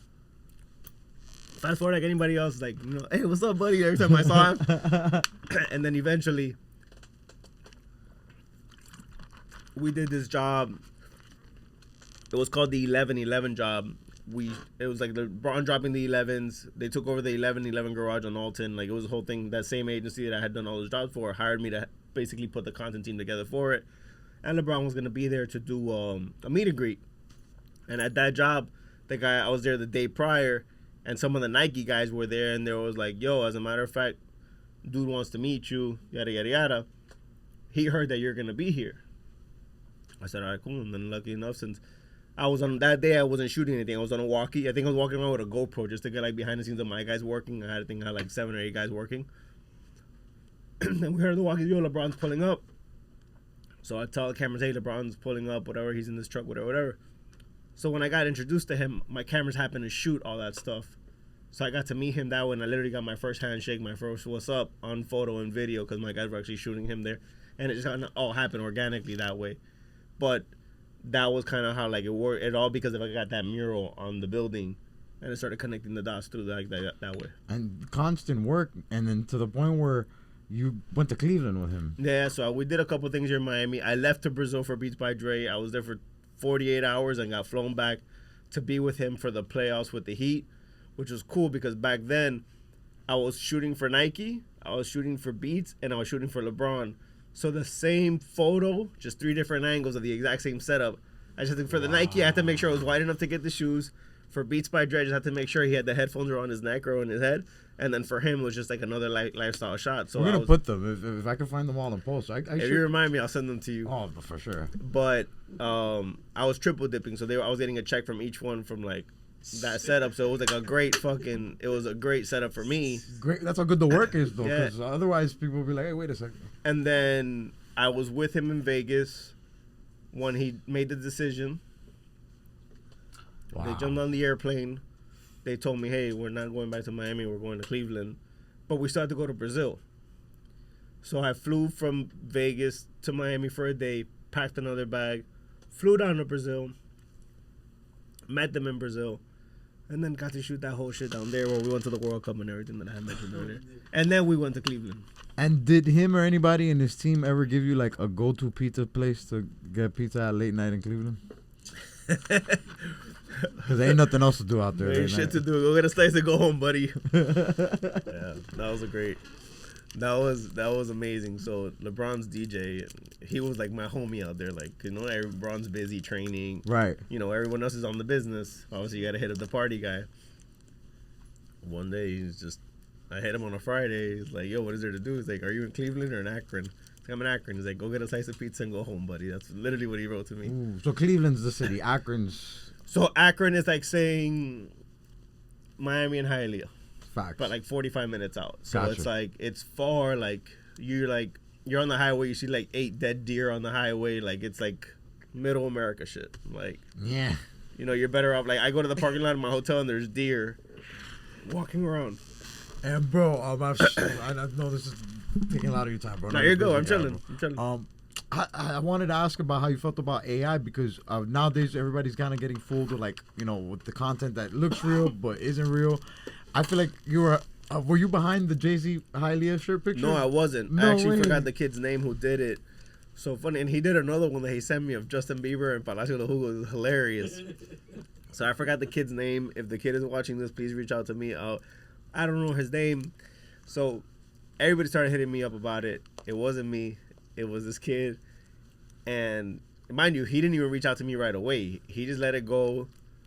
I forgot who sent it to me first. And they were like, yo, is this real? And I'm like, I don't know. And then somebody that, like, a friend of mine that, like, does homework on the internet is like, no, here's the original photo. And I'm like, okay. They're like, why did you do that? I was like, I didn't do it, bro. I swear, like, why would I pick Jay-Z out of anybody? Why would I pick Jay-Z? Like, you know what I mean? Like, if I'm going to pick somebody, I'm going to pick somebody from the crib. Like, I'm not, you know, I'm not going to, my go-to's not a guy from New York, you know? That's almost like my, like, I don't want to say my anti, but that's like probably like bottom of the list for me. Like, yeah. You know. You're not a whole fan? No, I am a whole fan, but the thing is, like, it's not believable, right? Is that no, it's not even that. It's just in general, like, I feel like people praise people from New York. Too much. Yeah, too much. Like, it's cool if you like it, but it's another thing is like, you know, I don't know. It's just something we don't have to get into it, but it's one of those things where it's like my go-to wouldn't be a New York rapper to put a Hialeah shirt on. I get that. Yeah, there's a lot of other people you picked before, but he did it, and then he sent me another one that was like, I told the kid not to, and then he sent me one of Justin Bieber, which is just with the Hialeah hat on. It was hilarious for the Palacio de los Jugos. That shit was fucking hilarious. But he never paused. Like, yo, chill out. But I never got to meet. If I met him, I don't know it was him. Like, I don't know. It was not somebody from my circle. It was just, you didn't connect it. No, it was just somebody from down here that just, you know, back then that's like when the Hialeah hat was popping and the Hialeah shirts were like, they were out of here. You know what I mean? Like, those shirts did really good for me. I did the wall. The wall did really good for me. And I don't know if you peeped, the wall got painted over a few months ago. Really? Yeah, they painted the whole building. They took down all the murals. Yeah. Yeah, they took everything down. So, but yeah. And nowadays, you know, the landscape's changed with creating content. But like you said, you work with so many people that are in the game now. What's one piece of advice you'd give to somebody that's just starting out in the photography, videography game, specifically behind the lens? Shoot every day and shoot what you like. Fuck what anybody tells you. Figure it out. Fire. And then, do you have like one crazy onset story? One of them crazy onset story? Crazy in what way? Because there's a lot of different crazy. There's crazy good, there's crazy bad, there's crazy. Crazy entertaining. But the thing is, good. Yeah. The truth is, the best content comes from crazy bad. But of course, I don't want you to anything you could divulge. Yeah, I'm not gonna snitch on nobody. Right. I'm not gonna shoot myself in the That's foot. the thing. Yeah. Just a crazy thing that maybe you haven't said on a pod before or in an interview before. Bro, it's getting to the point where like I want to start I actually plan on doing like a Derick G YouTube as well to just kind of like do an archive like content and stuff like that from the past and just kind of almost do like director's cuts or like director's commentary. You have the real Derick G, the old school account, right? I have it, but I don't have access to it. Oh, you're locked out of it? Okay. Yeah, I've been locked out of it for years, but I never like pursued it. And funny enough, I've said this before. YouTube actually back then when I used to do all like the Cash Money shit, all my shit lived on Vimeo, which was back then didn't have copyright.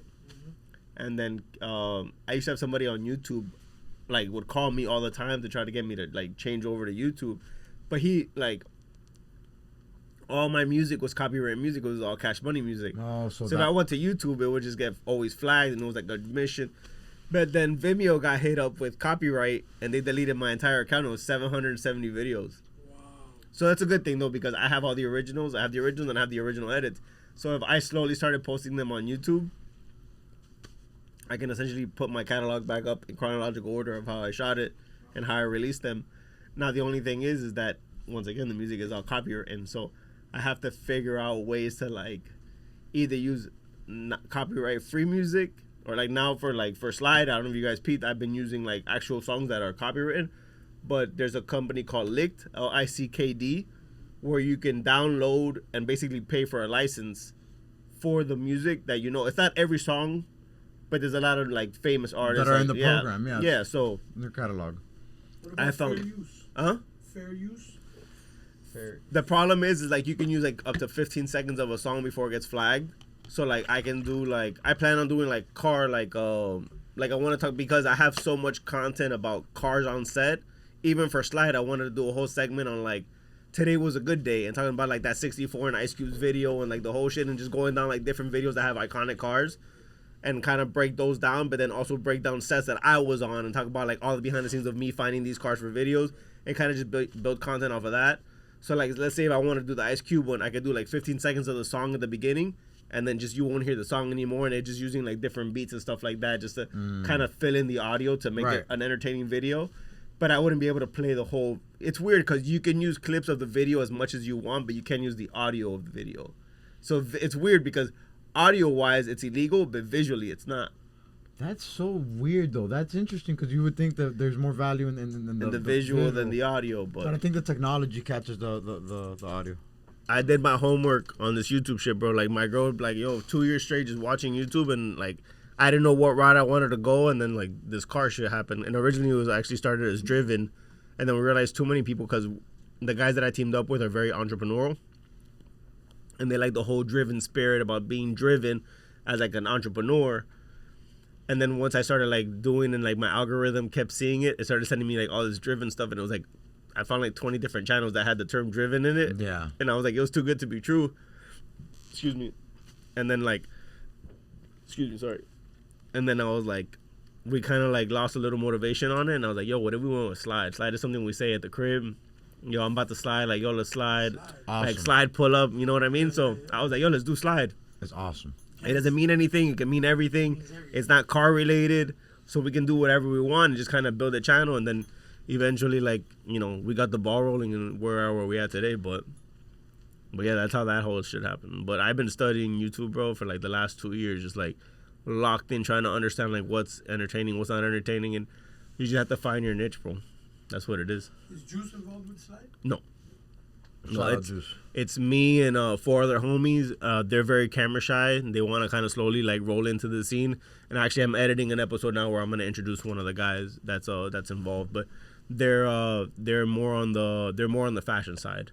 So like my whole thing is the reason why I teamed up with them is because part of this YouTube money is merchandising. So for example, I don't know if you guys know who Danny Duncan is. Danny Duncan, he's a huge YouTuber. He plays copyright music in most of his episodes, and he gets demonetized all over YouTube.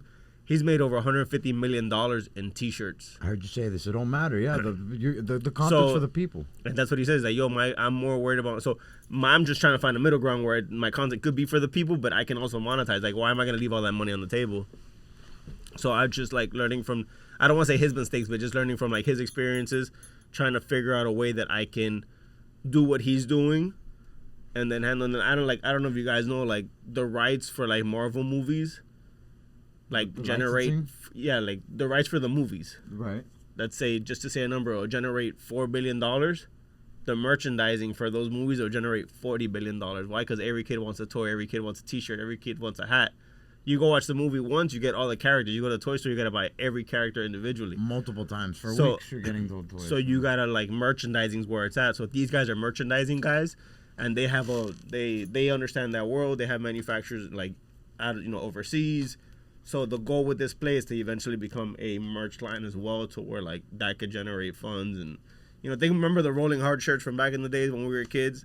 Like try to bring like that shit back and just kind of like tap into like cool car gear. You know what I mean? But that's cool. That's why I teamed up with them, because it was me and one of the guys that started talking, and then he got his crew involved, and it was just like, yo, this is a merch play. And they're like, what do you mean? I started showing them like all these other like YouTubers that like the real money's in the merchandising. Facts. And the YouTube money is almost like a plus. So we worked out a cool deal, and like that's where we're at with it. And do you have any pet peeves for people on set? What's one big pet peeve? Don't get in my way. Don't get in your way. And don't get in like. The reason why you don't see me on set anymore is, one, I don't get invited as much. It's not like what it used to be, but it's a different game now. What I used to get paid is what the budget is for the whole video now, which is kind of crazy. Like, it's insane like how bad budgets have gotten. But I always learned set etiquette, and I always knew how to stay out of the way. And now, like, not now, but obviously, like, let's say at the end of like me being on set, where I used to be on set 3 times a week, now there's more behind the scenes guys than there is camera crew. For every music video, there's fucking 14 guys with behind the scenes cameras, shooting behind the scenes for whatever the fuck they're shooting for. And then they all get in the way of like the guys that are actually shooting the video. The content, the actual like video. The actual what's important. Your behind the scenes is not important. What they're doing is important. The main video. So like, it got to the point where like the production crew would be annoyed by all these camera guys, and they would be like, "Oh, to all your little brothers and sisters, get the fuck out of the way." Like they'd come to me because I was always around. I've been around the longest, so I was like, "Yo, what's up with all your twins?" Little brothers Like and yeah, sisters. like they would all the OGs would be like, "Yo, what's up with your fucking cousins? Tell them to dip." Like they're all in the way and shit, and then they started fucking it up for me because then it's like, "Yo, no behind the scenes," because they're just in everybody's way, and it's just like they're just trying to like jump cut like everything I did. And not saying jump cut me, but they're just like, "Oh wait, this is a hustle." Yeah, they're just They're just trying to figure it out, and Facts. there's nothing wrong with that. But it's one of those things like anything and everything has etiquette.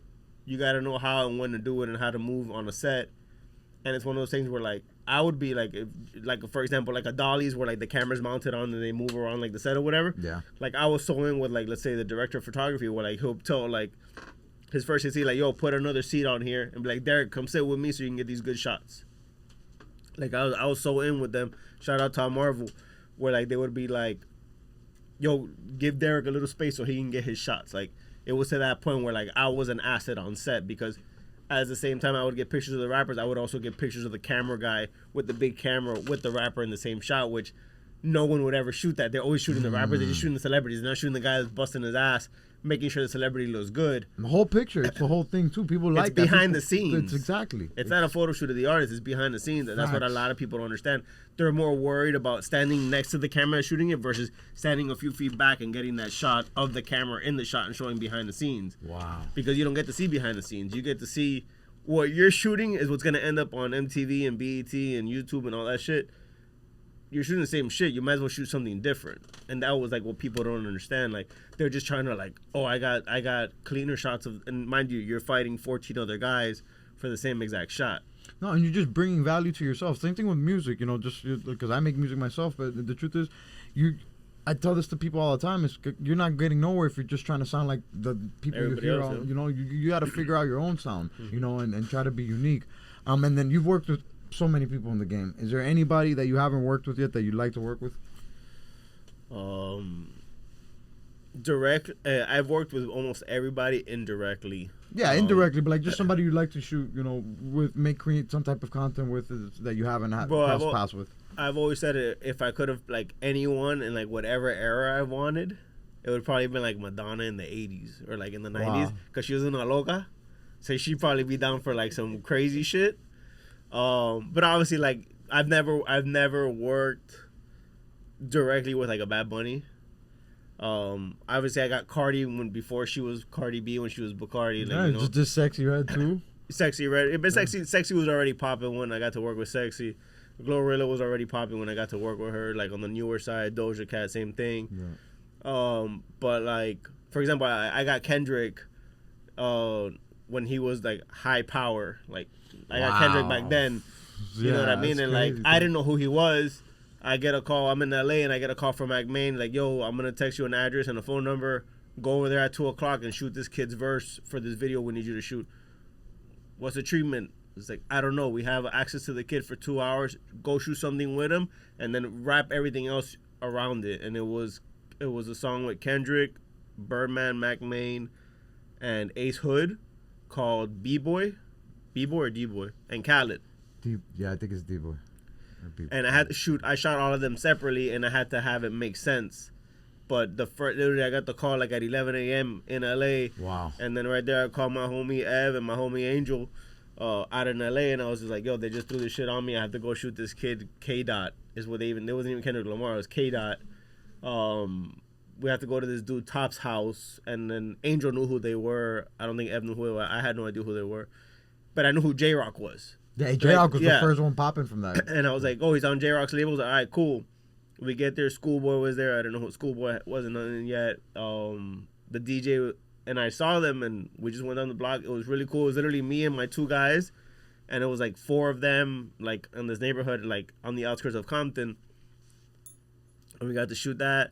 And that's when, like, back then I used to get like drops from everybody. Like getting a drop was like a thing back then. The thing to do. And then it's like I got really cool drops from them, so I got that back then. The first time I ever worked with Drake, funny now we're talking Kendrick and Drake, was Money to Blow, and I'm interviewing him, and I just he was one of the people because it was like my job to shoot it, and I was like, "Hey, I'm so and so."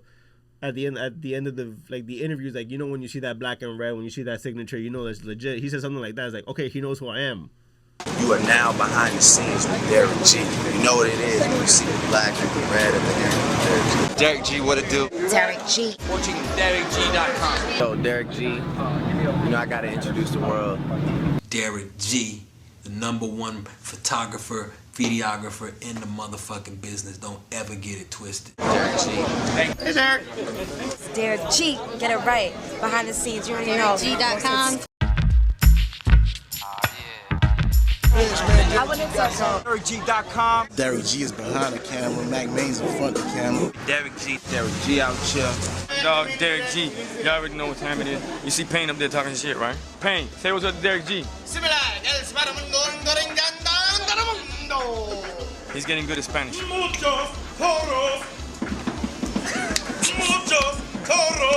Okay. Nigga Derick G behind the trick. Chris Robinson, Robot Films, here with Derick G. It's the man behind the camera. Yo, Derick G, I know you're always here for the behind the scenes, so. And I was like, all right, cool. So it was like, I got Nicki Minaj, like, I got all of them, like, obviously that whole, like, Tyga, Nicki, Drake, I got all of them, like, and I was there in 2009 when Young Money started. That's when, like, they all had just gotten signed. So I got to see all that happen. But, like, when it comes to, like, it has to be, like I said, like a Madonna, like, something weird. And him, I mean, Dr. Dre probably. You know, I got to work, like, with Aftermath artists. I worked with Snoop a bunch of times. But, like, Dr. Dre would probably be somebody. Jay-Z I've shot in concert. Kanye I've shot on set. Like, I don't know, name me an artist, bro. I have no idea. Yeah, no, you did good. Yeah, I can't wait till you do Bad Bunny. I'm sure you're gonna do a crazy work. Like, Bunny's worn my gear on stage. I think really? It wasn't Coachella. I think it was Heir Festival. I think it was like the first time he was like the only Latin artist there. And I had sent him a care package when I did this whole Play Different thing of like this Bunny shit, and he wore one of the visors on stage, and I got to see it like as I was watching the actual concert. So dope. And then when he did that whole album with the little kid in the 90s room. I don't know if you remember all that content. That was like two albums ago. He did the visualizers with with the little kid in the room. Yeah, every song had one. So about 50% of the stuff in that room was mine. So I helped decorate that room. Oh my God, that's so like all like the vintage stuff, like even like the door, like with the collage, I physically did that collage. So I have footage of all that stuff. We just never put it out there. But like the Lamborghini poster, I have that in my garage. And funny enough, they recreated that room in Puerto Rico for like a Bad Money museum they did like 2 years ago or something. Wow. And they tried to buy all that stuff off of me, and I think I sold them like 3 of the items. Everything else, like, yeah. Oh, you did sell them stuff? Some stuff, but it was like stuff that I know I can find. Like the Lamborghini poster, I still have. Like there's certain things where the big like, stuff. Yeah, like I sold them a neon sign which I can have remade, but everything else I kept most of it just because it's like rare. That's crazy. And funny, I bought that poster at the swap shop for $5. Wow, bro. I saw it at the swap shop. Like, yo, how much? The guy's like, you're the boss. You make the boss. Like, I'll give you $5. It's like, it's yours. And it's literally like a Lamborghini poster, like the size of like bigger than that window. And D, we end every episode with a game called the Big Three Draft. You're a legend, man, and this is gonna be a valuable game for not just videographers and photographers, but also artists, people that want to create videos. We're gonna name 3 great places to shoot content at, whether it's photography, a music video, a video, anything, but in Miami. So dope places that you'd recommend for people to go shoot at. So Draft style, one at a time. Yeah, draft style, one at a time. So guess always goes first. What's the draft style? Elaborate. So like you pick one, I pick one. You pick whenever you pick. Oh, I got can't you. pick. Got so you. like if you say the Wynwood Walls, I can't pick the Wynwood Walls. Got you. I guess if you're not from here, probably Ocean Drive would be like my main one. Ocean Drive. Yeah, there's nowhere in the world that looks like that. That's dope. I'm gonna say the Fountain of Hialeah, right on Okeechobee. There you go. East 4th. I've seen I don't know his name, but he went, I guess, viral locally. He's got like a Latin Hialeah song. Oh, I think you're talking about Luke Teleno. Yes, my little dog Luke. Yeah, Luke. Yeah, Luke. he did it. He opened up his verse in front of the fountain. I thought that was dope. Yeah. Yeah, no, he's cool. I like his stuff. I like his flow. What would be your second pick for a raw place to shoot at in Miami, South Florida? We can open up to South Florida. Before they built the marina, Watson Island, where you could see the purple bridge, like right on the bridge where we taken over. Like where Pitbull shot Greenlight. Yes. Like back then, you used to be able to hang out under that bridge with all the purple lights, and you would get these really cool shots with all the purple lights. Like you could literally stand And get like now they built that marina there and that's all fenced off. So like now it's only for like the ballers. Like the people can't have it. And that used to be like I tell everybody that used to be like our makeout point. Like in movies, like people would park like on a cliff and look down and go do whatever you do there. In Miami, that was our spot. You go and park. You have the skyline, and some cars would be moving. Other cars would have smoke coming out of them. Damn. You know what I mean? That was our spot to hang out. That's right. Damn. They're wrong for digging them Chicos. Oh yeah, they're wrong. That's so crazy. So that would probably be like another spot that's not accessible anymore. Like unless you have a $14 billion yacht. All right, my second pick's gonna be the Hialeah. I think a lot of people don't shoot there. I think that's. It's funny. I've never been in that building. Really? Yeah. I don't think I ever have either. But it's legendary. Like the like visual dope, of it. It's dope. They changed the signage, but when the original signage was there, it was dope. Okay, what's your last pick then for a dope spot people can shoot? It probably wouldn't be like a specific spot. It'd be more like a road that has a lot of cool spots, and it would be like the Mimo district, like Biscayne, between like 50 something and like 70 something. Like they have all those old cool hotels and stuff like that with the neon signs and stuff. I like neon. And neon to me represents Miami, so like I like the whole like neon aesthetic. So to me, that's probably like a cool strip that has, and then it just also depends. If you go to the Everglades, it's dope too.